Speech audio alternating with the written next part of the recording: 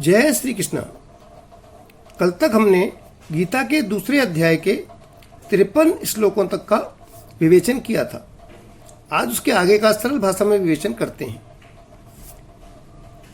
श्री कृष्ण भगवान कहते हैं, हे अर्जुन, जब तेरी बुद्धि मोह रूपी दलदल से पार हो जाएगी, उस समय तेरी बुद्धि परमात्मा में अचल और स्थिर ठहर पाएगी। तब अर्जुन बोले, हे केशव, स्थिर बुद्धि पुरुष के क्या लक्षण होते हैं?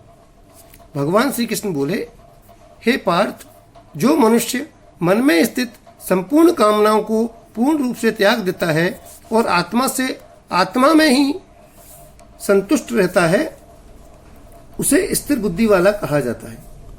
जिसके लिए सुख दुख समान हो गए हैं, राग द्वेष भय और क्रोध नष्ट हो गए हैं, जिसके ऐसा व्यक्ति स्थिर बुद्धि कहा जाता है।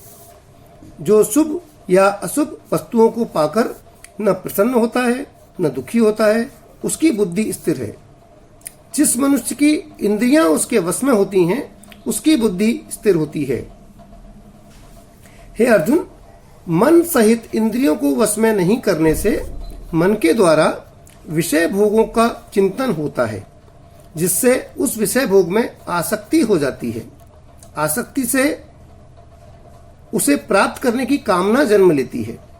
कामना पूर्ति में विघ्न पड़ने से क्रोध आता है। क्रोध से बुद्धि का नाश हो जाता है। बुद्धि के नाश होने से मनुष्य अपने लक्ष्य से भटक जाता है। परंतु जिसका मन उसके वश में है, ऐसा व्यक्ति अपने वश में की हुई इंद्रियों द्वारा भोगों को भोगता हुआ भी अंतःकरण की प्रसन्नता को प्राप्त होता है।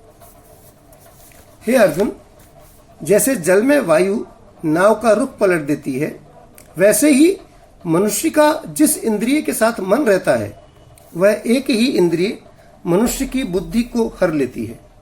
इसलिए मनुष्य को चाहिए कि समस्त इंद्रियों को वश में करके मेरे परायण स्थित हो जाए। हे अर्जुन, जैसे सब ओर से परिपूर्ण समुद्र में अनेक नदियों के जल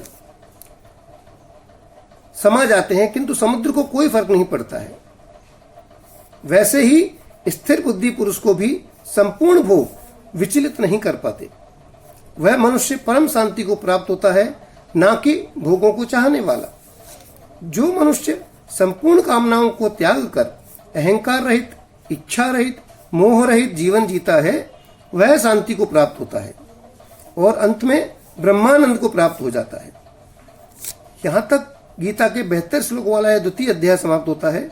इस अध्याय को सांख्य योग के नाम से जाना जाता है। जय श्री कृष्ण।